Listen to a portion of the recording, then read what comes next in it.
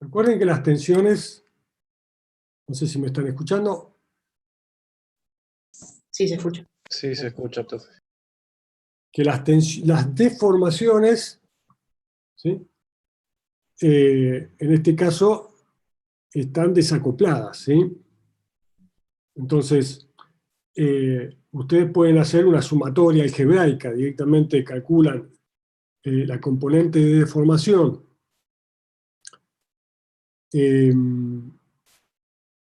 debido al estado tensional, ¿sí? El tensor de deformaciones debido al estado tensional, y pueden sumarle directamente las deformaciones porque están desacopladas, porque no hay ningún tipo de restricción acá, ¿sí? Esa es parte de lo que tienen que entender también, ¿eh? O sea, si yo tengo temperatura, si no tuviese temperatura, ustedes calculan el tensor de deformaciones debido al estado tensional generado por las fuerzas P, en este caso, yo lo agregué otra, pero en este ejercicio solamente P, ¿sí?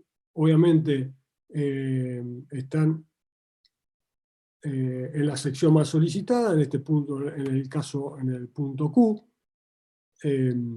Ahí por ahí se complica porque no es un extremo ni un punto medio, sino que van a tener que calcular algunas cosas para el punto Q, en las expresiones analíticas, y sacan el estado tensional del punto Q, y después aplican Hooke y sacan el tensor de deformaciones debido a las solicitaciones. A eso tienen que sumarle algebraicamente las tres deformaciones, los alfa delta t, debido a variación de temperatura, pero que no va a interactuar con las tensiones, no va a generar ningún tipo de tensiones termomecánicas, porque no hay restricciones a esas dilataciones que se va a generar por el aumento de la temperatura.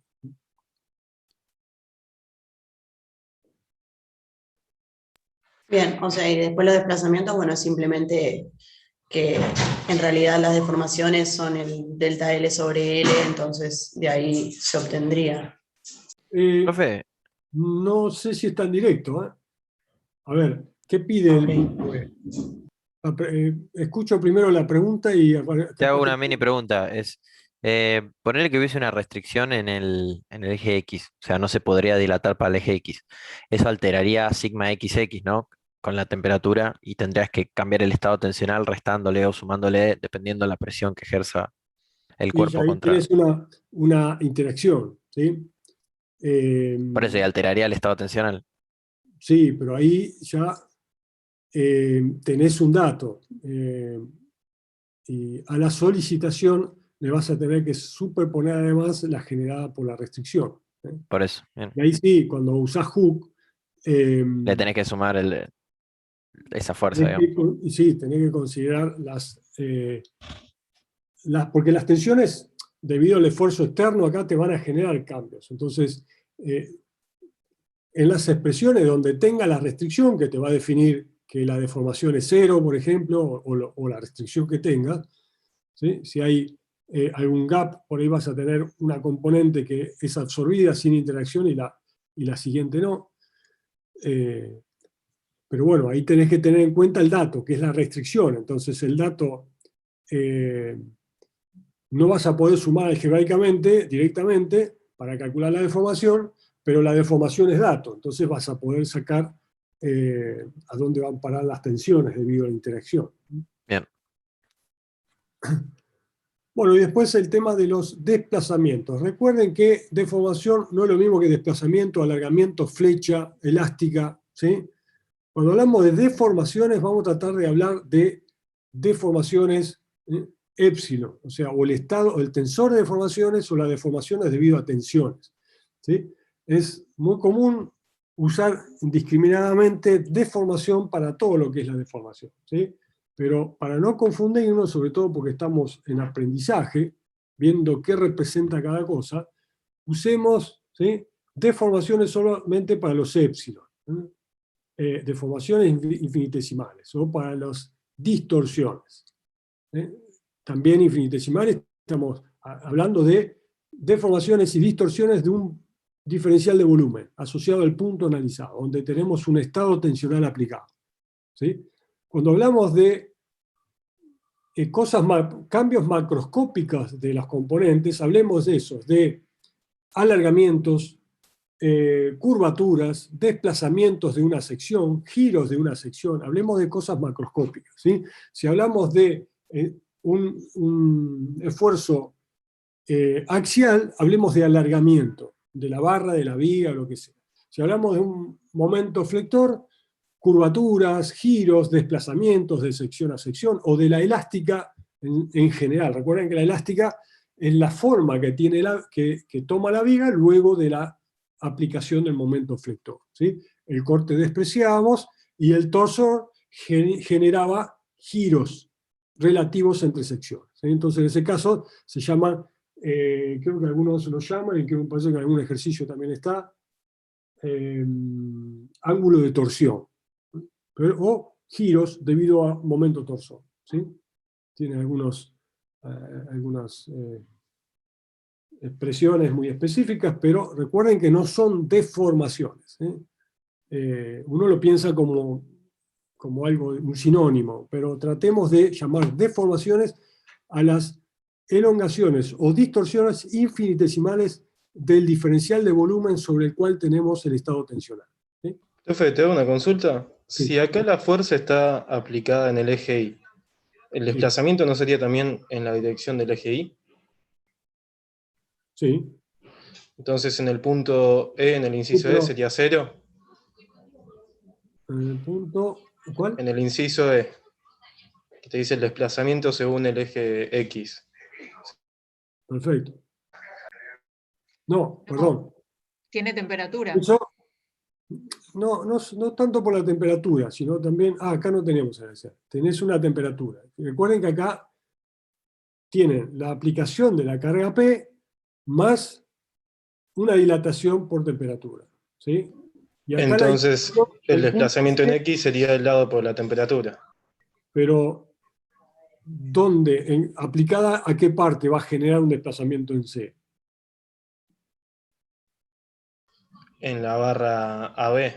En la barra B. ¿Sí? La barra B, además de aumentar el diámetro por la dilatación, se va a alargar y va a experimentar un delta L que va a ser alfa por delta T por L. ¿Sí?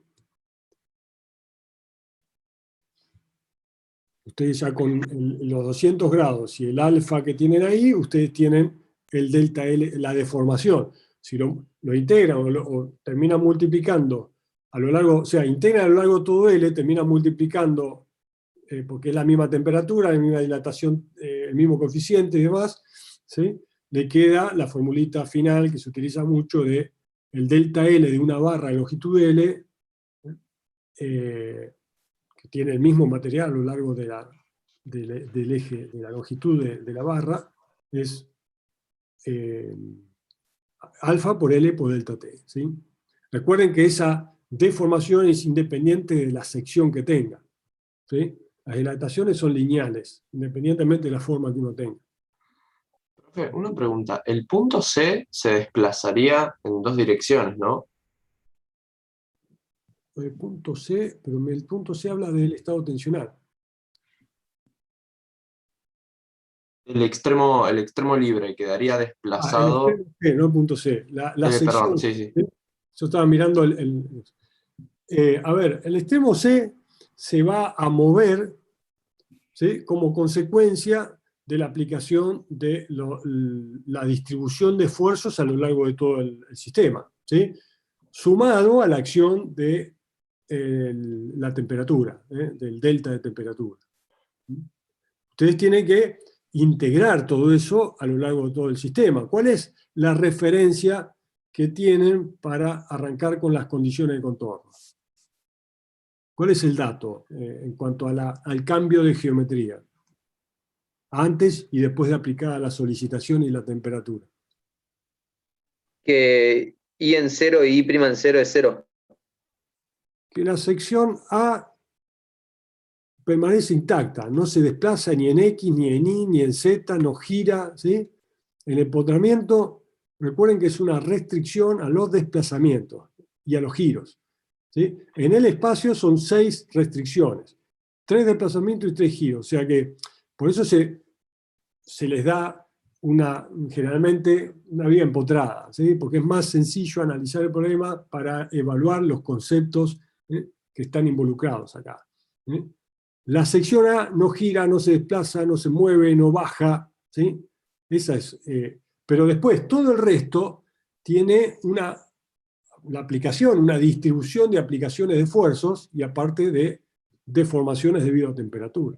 Ustedes, para saber qué pasa con el punto B, qué pasa con la sección, el quiebre B o la sección extrema C, tienen que integrar todo eso a lo largo de la viga, partiendo de la sección A, que es la que no se mueve. ¿Sí? Profe, Sí, te hago una consulta. recuerden que también lo pueden pensar como superposición. Recuerden que acá lo primero que tienen que hacer es sacar la distribución de esfuerzos, ya lo hicimos, ¿sí? Acá fíjense que van a tener, lo repasamos antes de pasar a la próxima pregunta.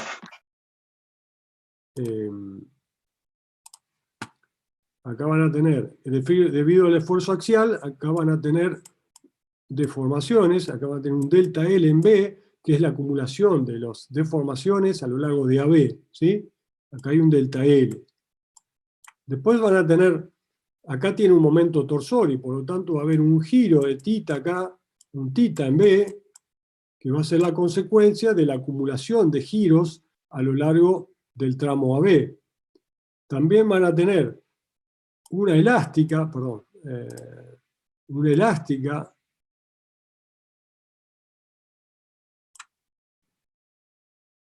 ¿sí? A lo largo de AB debido al momento flector que ustedes tienen en AB. ¿Sí? Y después van a tener una flecha, también debido en AC, debido al flector que tiene en AC. Pero todo esto tiene que acumularse. Y ustedes tienen que ir definiendo, fíjense que el giro de esto, ¿sí? a la flecha debido al flector, que ustedes lo pueden calcular como una, integrando de acá a acá y después integrando con las condiciones de contorno, le tienen que agregar el giro que va a hacer que esto gire como un rígido, un ángulo tita hacia abajo. ¿Sí? Si la sección B gira a su vez, hace que todo el tramo AC gire, ¿sí? Se mueva hacia abajo y gire con ese tita como un rígido. Estas son las cosas, la complejidad que tiene este ejercicio. Empezar a superponer en el espacio. ¿Sí? Así como hacíamos superposición de esfuerzos y distribuciones de tensiones debido a distintos esfuerzos, también lo tiene que pensar con el tema de los cambios macroscópicos, ¿no? O la acumulación de giros, de curvaturas, ¿sí? A lo largo de la viga. Aparte del delta L, yo acá voy a tener otro delta, este delta L debido, no, acá axial no tienen, esto debido a temperatura, delta L debido a temperatura. El axial lo había agregado yo en el otro ejercicio. Pues si hubiese un axial, también genera un delta L. Profe, sí. de eso justo te quería hacer una consulta. Suponiendo que tenemos este ejercicio que únicamente tiene la fuerza P, Sí. Y P te genera momento flector tanto en el tramo CB como en el tramo AB. Sí. Y ese flector te genera tensiones normales. Ahora, esas tensiones normales, ¿tenemos que tenerlas en cuenta para calcular los épsilon? Porque nosotros habíamos partido de la hipótesis de que los momentos flectores no generan delta L, por así decirlo. Pero estamos mezclando las cosas acá, porque la hipótesis eran de los desplazamientos macroscópicos, ¿sí? No había desplazamiento en X, ¿sí? Había desplazamiento en Y, pero como consecuencia de la curvatura que se va tomando, ¿sí? Las tensiones que estamos calculando tienen que ver con la consecuencia de esas hipótesis y del planteo del equilibrio a lo largo de la sección, ¿sí? O sea, me parece que ahí estás mezclando un poco las cosas, ¿sí? Porque yo voy a tener distribución de esfuerzos a lo largo de la viga, pero después voy a tener distribución de tensiones a lo largo de la sección, para cada sección. Y esa distribución va a depender de la magnitud del esfuerzo flector. ¿Sí? Pero una vez que yo definí cuál es la sección más solicitada, yo me concentro en esa sección y no me importa qué pasó en las demás, ¿sí?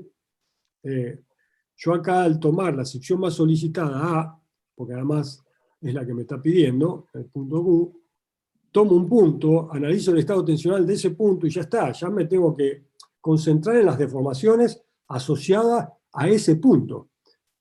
Por eso es importante tener bien en claro la diferencia entre deformaciones y tensiones de un diferencial de volumen, de un punto, de lo que pasa con los cambios macroscópicos de toda la viga, ¿sí? Que Bien, es la bien. consecuencia de integrar a lo largo de toda la viga los estados de deformaciones punto a punto. ¿Sí? Bien, perfecto, gracias, profe. Bueno, Profe, entonces acá tenemos que la sección más solicitada va a estar siempre en el empotramiento, pero en realidad la sección que más se va a mover, por así decirlo, va a ser el extremo libre. sí, recuerden, de nuevo, que no siempre es así. Recuerden el caso del clip que vimos, ¿sí? El empotramiento no tenía momento flector, no tiene la sección más solicitada. No tomen esto como una regla, ¿sí? Y claramente, la sección en el empotramiento tiene todas las restricciones, no se va a mover, ¿sí? Cuando más lejos estemos del empotramiento, más acumulación de giros, desplazamientos y flechas vamos a obtener. Pero igualmente, pueden ser que se compensen, ¿sí? Si yo tengo acá un momento flector hacia arriba, me está compensando la flecha que me genera este P hacia abajo. Y si este es mucho, el momento flector, la cupla que tengo aplicada acá, M en Z, me genera momentos flectores mucho más grandes que los que genera P, voy a compensar e incluso a veces pasar los movimientos hacia el otro lugar, ¿sí? Entonces, no tomen como una regla que a medida que me voy alejando, esto va aumentando. Porque esto es así porque tengo un extremo empotrado y la carga en el otro extremo. Entonces no queda otra, porque a medida que me muevo desde la carga al empotramiento, todos los esfuerzos van aumentando en el mismo sentido, ¿sí? Pero eso va a depender de la distribución de esfuerzos también, ¿sí? Porque los mismos esfuerzos pueden ir compensando las curvaturas, los desplazamientos, ¿sí? Por eso no se queden con esas reglas, sino con los conceptos, y cómo es que se acumulan las cosas, y por qué, y cómo se calculan, ¿sí? No se acostumbren a tomar reglas asociadas a lo que uno espera, ¿sí? Lo que uno espera saldrá de la aplicación de las ecuaciones y los conceptos que ustedes están aprendiendo. Lo que no entendí es cómo haces para la flecha de AB y de BC con el giro que tiene. Pero lo podés hacer por superposición. Si AB gira, ¿sí? Vamos a suponer, no consideres la flecha. Si AB gira, ¿qué pasa con BC? Suponete acá giró un tita. ¿Qué pasó con...? Sí, se va a mover para abajo. Y bueno, esto hace así. Y giró un tita acá. ¿Sí? Si la sección B giró un tita respecto de A lo largo del eje X, ¿sí? Alrededor del eje X, ¿sí? Piénsenlo. Y ese Yo les recomiendo desplazamiento siempre... en I lo puedo calcular por trigonometría, entonces. Claro, pues recuerden que estos son muy pequeños, entonces, a ver, esto puede llegar a ser varias vueltas si yo tengo un L de kilómetros, ¿sí? Vueltas completas pueden ser, pero suponiendo que L no es muy alto, fíjense, no está L acá, pero sí, creo que está más arriba, a ver. 1 metro vale L. Bueno, hay que ver cuánto vale tita, pero lo podrían aproximar haciendo tita por L sobre 2, quiero decir, para sacar esta distancia, ¿sí? Pero todo depende de cuándo vale tita. Si no, hagan trigonometría, ¿sí? Tienen tita, sacan el ángulo y se fijan. Fíjense que si el ángulo tita no es pequeño, es grande, y ustedes tienen que usar trigonometría, hay un desplazamiento también a lo largo de Z, ¿sí? En el extremo, si yo pongo giro 90 grados, ¿sí? El desplazamiento es L sobre 2 según Z. ¿Sí? Pero a lo que voy es que debido al torsor, del esfuerzo torsor a lo largo de AB, que es lo que importa, entender cómo funciona esto, yo acumulo, la sección A no gira, está empotrada. Entonces, el momento torsor me va a empezar a acumular giros en antihorario, mirándolo de la derecha, ¿sí? Integrando el largo de AB, yo obtengo el giro de B. Eso va a hacer que este tramo BC gire como un rígido. Entonces, ya ahí puedo sacar un I que va a estar debido al momento torsor en el tramo AB. ¿Sí? Y eso lo tengo que sumar independientemente si esto se mueve en Z o no, porque yo estoy pidiendo el desplazamiento en I. Si se mueve en Z no me importa. ¿Sí? A eso le tengo El que sumar. giro, Sí, perdón que te corte, el momento torsor mantiene el sentido del momento flector que tenía X. No sé si entendí mi pregunta. no. Viste que P genera un momento Sí, flector en X, que sí. gira, si lo miras de derecha, antihorario. ¿Sí o no? Pero, sí, Sí, sí. sí. Y después el momento torsor en X, cuando ese momento flector pasa dentro de X, pasa a ser torsor, digamos, también gira antihorario. ¿Se Sí. mantiene siempre ese caso o en justo este caso se dio así? Esa es la pregunta. Esto se da por la geometría, obviamente. En general se da, cuando vos tenés una palanca así, el flector que se genera acá, supongo que estás hablando de eso. Acá hay un flector, ¿sí? Sí, Va a haber una curvatura hacia abajo, momento negativo. Obviamente, eso suma en el mismo sentido, ¿sí? El torsor en AB gira un tito que va a hacer bajar esto, pero a su vez a esto le tengo que sumar esta flecha debido al flector. ¿Sí? Y a su vez le tengo que sumar la flecha que yo tengo acá. Vamos a hacerlo por partes. Pónganse que analizo solamente el flector entre A y B. ¿Sí? A no se desplaza, no gira. Y por lo tanto esto va a empezar, perdón, lo tengo que exagerar un poquito, hace esto. ¿Sí? ¿Qué está pasando con BC si solamente tengo un momento flector acá? No considero el momento flector este. claro, ¿Qué pasa ese con esto? estaría en L sobre 2, en esa línea donde está L sobre 2 estaría la barra, digamos. Claro, lo voy a desplazar un poquito para que se vea. Gira o baja como un rígido. ¿Cuánto bajó? P. O sea, bueno, no bajó P, bajó esa distancia P, ponele. Claro, el I que tengo de la sección B. ¿Entendés? Esto es I de la sección B.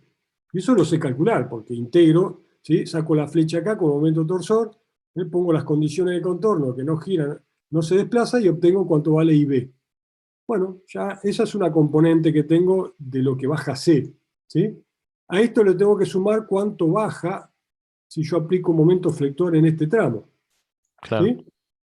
Y después le tengo que sumar el giro como un rígido de B respecto de A por el torsor, que me va a generar otro desplazamiento más acá. Entonces hago superposición. Igualmente, cuando hago la flecha, yo puedo empalmar acá, ¿sí?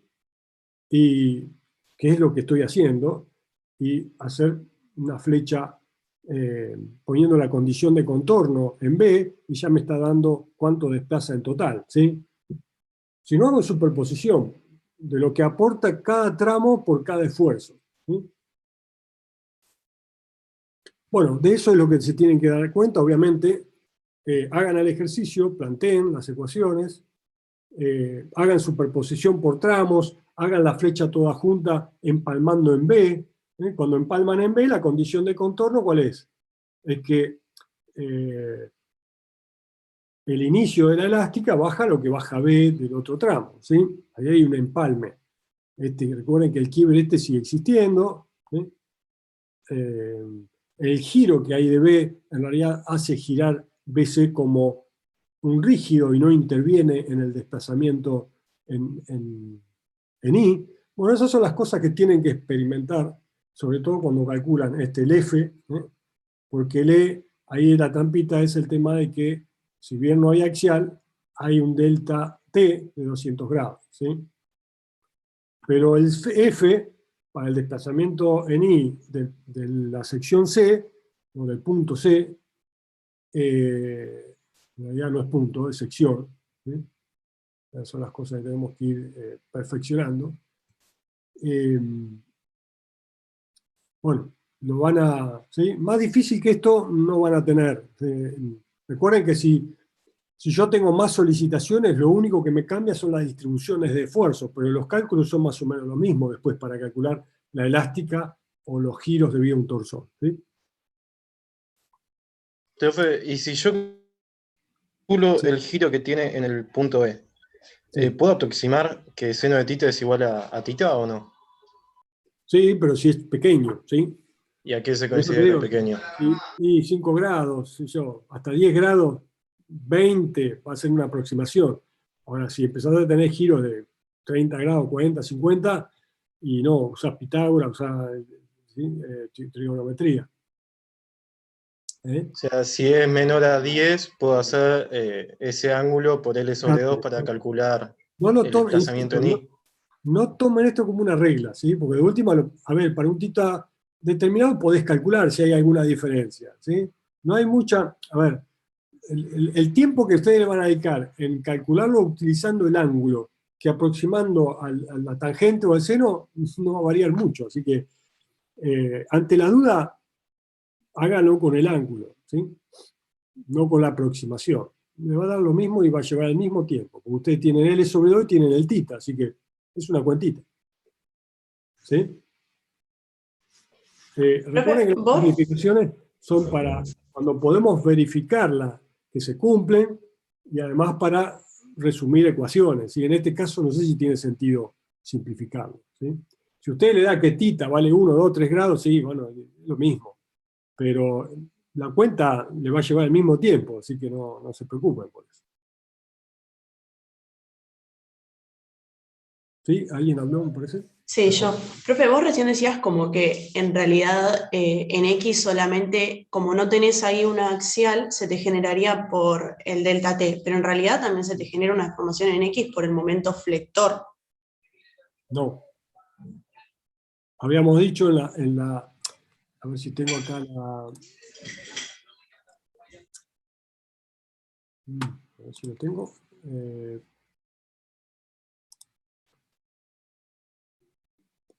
Me paso.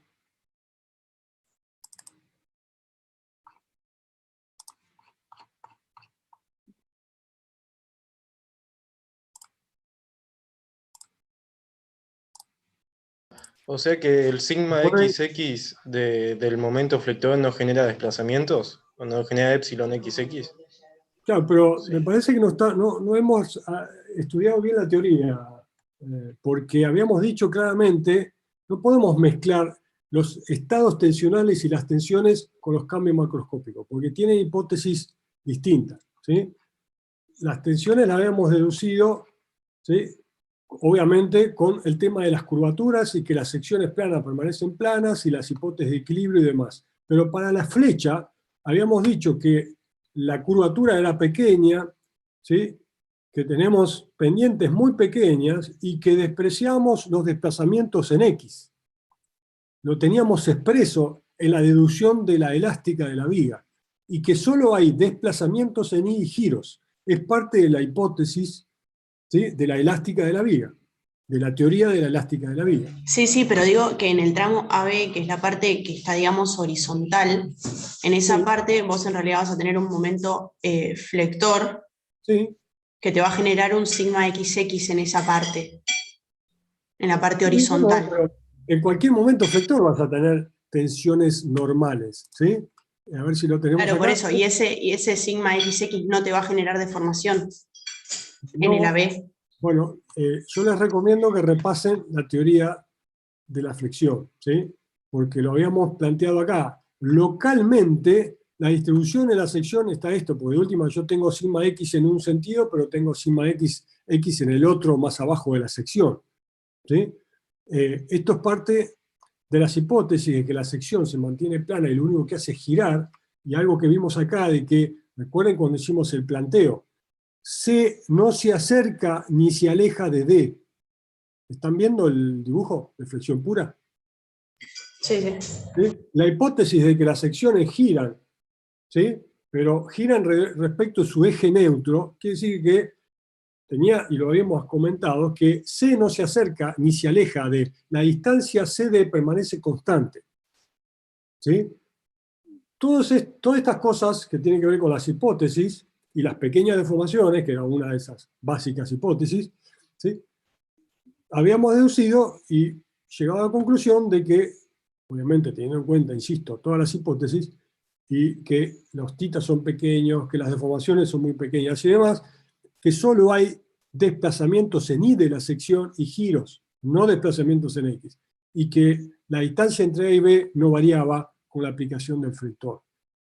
Aclaramos que esto es en aproximación, ¿sí? Si ustedes quieren hacer la curvatura en términos un poco más precisos, suponiendo que los θ no son pequeños, tienen esta expresión un poquito más complicado, pero ahí ya van a poder determinar qué pasa exactamente con los X, pero no es el alcance de este curso, ¿sí? Acá utilizamos la teoría de la línea elástica, que tiene como conclusión, a partir de sus hipótesis, de que no genera el momento flector desplazamientos en X. ¿Sí? Esto está muy ligado con la hipótesis de que las secciones inicialmente planas permanecen planas y solo giran alrededor del eje neutro en cuanto a las tensiones, ¿sí? El principal de inercia. Repasen la teoría, porque estos conceptos, si no están claros, inducen a errores y a mezclar cosas que no deberían mezclar, ¿sí? Vienen bien las preguntas porque son, y no se hagan problema porque son los errores recurrentes que tenemos en el curso generalmente, ¿sí? Pero yo les recomiendo, antes de hacer los ejercicios y aprender la parte mecánica, matemática, entender bien toda la deducción, las hipótesis, qué representan, trabajen con eso, hagan eso. Estos razonamientos que están haciendo ustedes, háganlo analizando la teoría, ¿sí? Con las hipótesis, con la deducción de las ecuaciones, con el planteo de dónde salen las variables que utilizamos, ¿eh?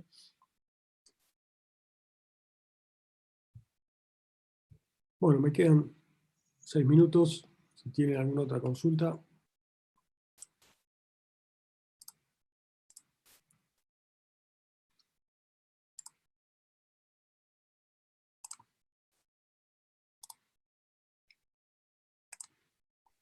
Yo no, profe, dentro después en la práctica.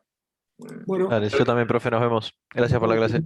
Estaría bueno que sigamos, si podés, si ves que alguno en el foro pide algún ejercicio mucho, la próxima clase repasarlo como hicimos recién, está bueno. bueno, esa es la idea. Si, inclusive entre nosotros nos comentamos, porque